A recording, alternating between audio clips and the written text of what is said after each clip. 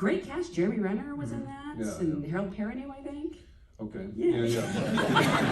It's just like one day, Amber Tamblyn was who I acted with. I was right out of school, and that was one of my first jobs. Oh wow, that's great. I actually love that show. I was thinking about it the other day.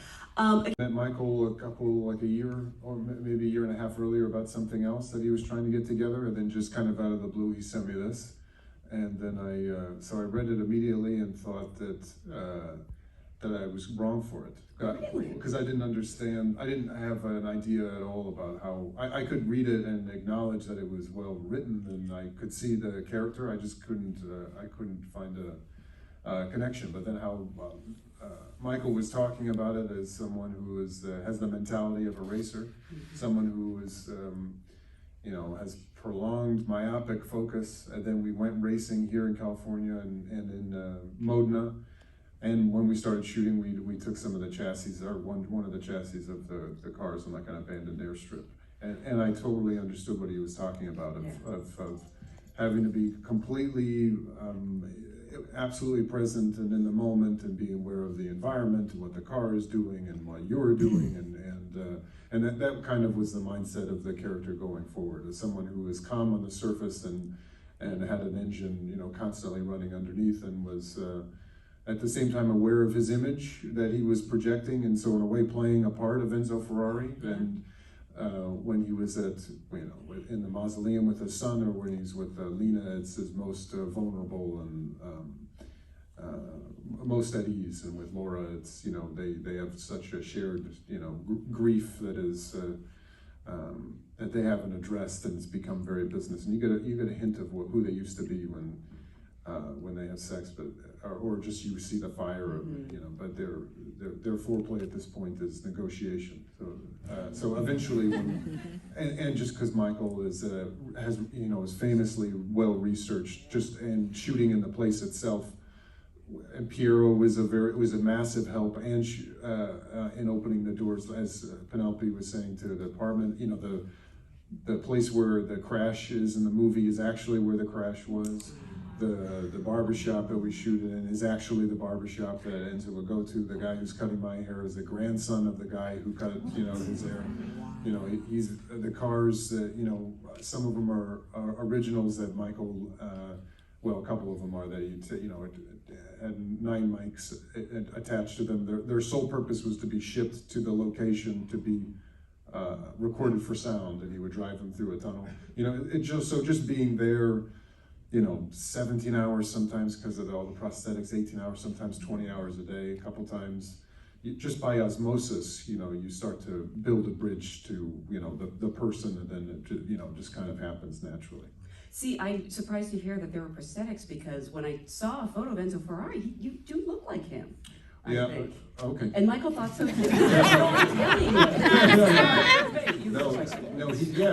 When he was younger. Yes, considerably. To clarify, Michael had a very, really strong direction with the prosthetics, and he didn't. Sometimes he looks at prosthetics and acknowledges that they're impressive and they're, beautiful to look at, but sometimes it separates you from the actor. And he really wanted them to be subtle, so you connect with the person immediately with the actor. All of Michael's notes are about internal life and character, which is why I love his film so much. This could easily have been a movie that's just, a weak plot as an excuse to watch really beautiful cars race really fast. Yeah. But he is a character, with all of his movies, it's character first. All of the choices are in support of that. And, the spectacle, of course, he has moments of pure cinema, that it's just really moving images. But it's all in, obviously following an idea that if they crash, you don't care about them, then you're not as invested, which is obvious, but it's hard to find movies that follow that principle.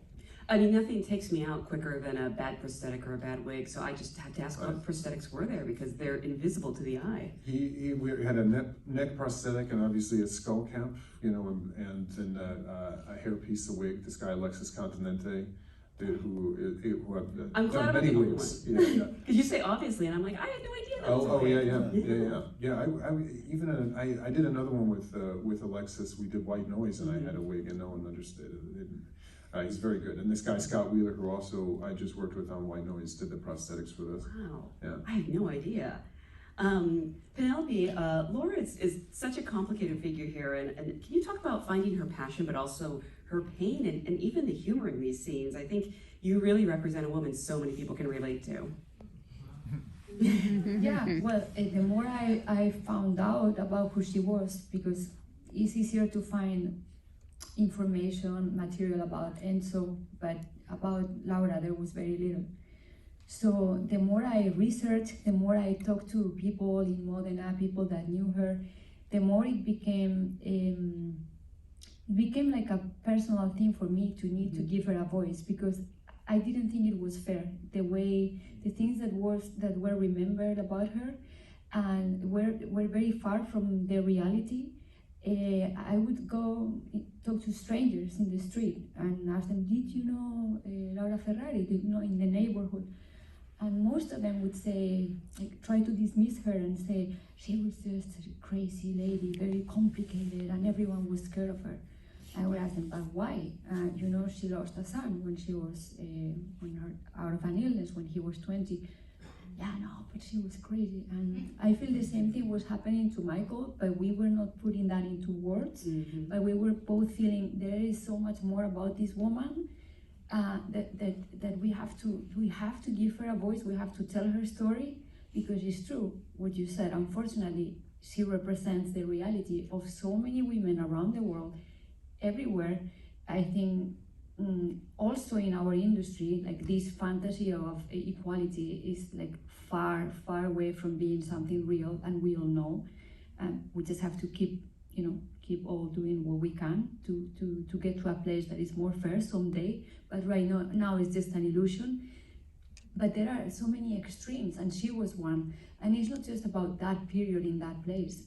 Even today, in so many places around the world, women living in the shadow of men and being invalidated constantly and not acknowledged and not valued. And the company Ferrari, she always felt it was also her own, because they started together from nothing, and she actually was one of the first investors, and also nobody knew this about her. She had one object that they got from the wedding, something that it was hers, and she sold it and put that money in the company. That was not a lot, but they had nothing. And I think Enzo always knew that a few times that were crucial for the continuation of the company, she was there and behaved in a way that was, okay, this is also my own, this is our project together. And all of that was like erased from history, and also the lack of respect for, no, she was not just crazy. What is crazy? Things are not so black and white. We are all so much more complicated than that. She was a survivor of one of the worst things that can happen to a human being, and also in the middle of a broken relationship with lies, with lots of pain everywhere, and lots of loneliness and not an appreciation. So every day of her life was about surviving and making it through the day. And one of the things that kept her going was this thing that she felt for the company, for what they had together. And one of the things, maybe the thing that kept them, made them speak the same language, was that devotion and love for the company. So I was very honored and grateful to Michael that he chose me to give a voice to somebody that didn't have any. Mm-hmm. No, yeah. Working with Michael is he does so much preparation before the movie before prep even begins, that I remember the first Zoom I had with him, he talked for almost an hour about Lina, and it was all information that he had gathered by talking to people in Modena throughout the years, and Piero about his mom. So that was the starting place to understand who this woman was. And you're right, there's really nothing about her. There's a couple photos, and the photos are very revealing, because you see Enzo relaxed at their house together, and it's the only time that you see him, and his suspenders are out and his shirt's unbuttoned, and he's laying down and outside on the grass. And but for me, it really was being there and speaking to her niece, speaking to Piero, and it was a really touching and moving experience to talk to this man who is in his late 70s and to walk in and go, I'm gonna play your mom, and I'm not really, can you tell me about her? And he didn't really have much to say, but that was what told me and informed me everything about their relationship, because he could barely talk. There was so much emotion when we brought her up. And I think, you know, seeing this man who's had the life that he's had in his late 70s tear up about the woman that protected him and kept him feeling safe and comforted in the midst of a lot of chaos, was really the basis of how I understood why this woman was in such deep service to Enzo and to Piero. And everyone who knew Lina said the same thing, which was that early on when she met Enzo, she made a choice. And the choice was that she was going to be devoted to him no matter what, and she would not complain. And I kept trying to find some person who was like, when did she like bitch about this or moan about that? And they were like, it just never happened. She made that choice, and she decided to be very strong and fierce and in her resiliency and in her dedication to Piero and his relationship with his father and this man that she loved so much. And I thought that was such I've never really seen that depicted in the way that it is in this film. And I think there's something really powerful about watching someone make a choice for themselves that is in service and can be interpreted as someone who's been left behind or is ignored or isn't cared for. But the truth was they did have such a deep connection. And she always knew what her role was in the dynamic. And she never, I think probably deep down she wanted more, but she knew that wasn't going to be something. And so she decided to I use the word in service because that's what Michael and I spoke so much about with Lina, was that there was a service to her softness and her ability to show up no matter what was happening for herself. Gabriel, you're obviously well known for your work in Brazilian cinema and TV, but I think this is your first American film. Is that correct? Yes. Wow. Okay. So, what did it mean for you to get to work with this cast and crew, Michael Mann, right out of the gate? For me, it was an honor to have my first experience shooting our Brazil with Michael and with this cast and with our crew. And the first time I was acting in English also. And I have a special story with Michael. One of the first big experience I had with movies was when my father watched Last of the Mohicans with me. I mean, I was pretty young. I was 10 probably. I don't know why my father did that. Because the movie is brutal. I spent days not sleeping after the movie, of course. But still, I have already told Michael about this, of course. But still, that movie really got stuck into my head. And through the years, I kept watching that movie, and that soundtrack became my favorite soundtrack of all time. And of course, Daniel's work on the movie and Michael's work on the movie. And when we were shooting Modena, it was the first time my father went to Europe, and he went there to Modena, went to the set one day, watched Michael directing me. Wow. And at the end of the set, I asked Michael if I could introduce him to my father, and I did that. Michael was absolutely kind with him, and I was there just like looking my dad and Michael trying to talk because my dad doesn't speak good English, so I was kind of translating.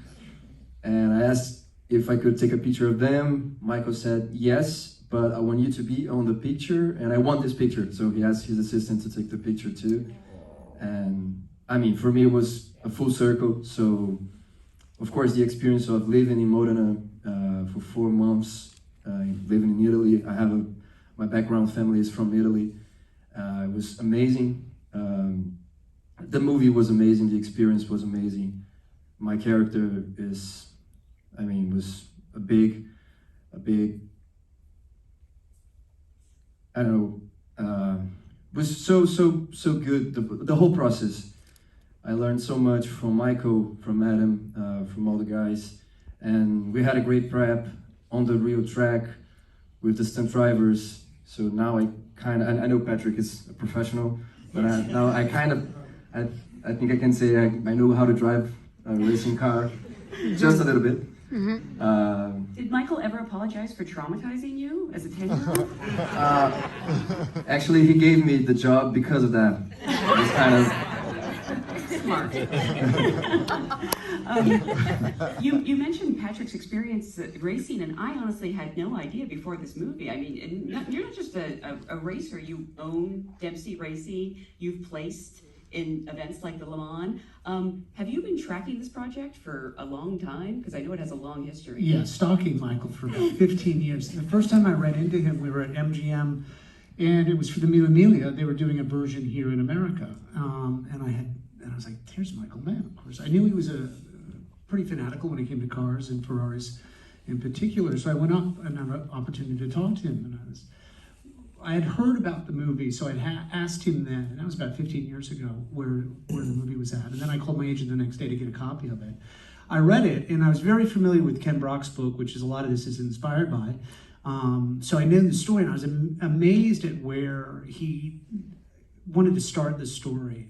You know, because there's so much going on in Ferrari's life. Where do you begin this? But I think this moment, right after the death of their son, is such an interesting moment to come into this. And I think the spring team, or 1955 through to really keep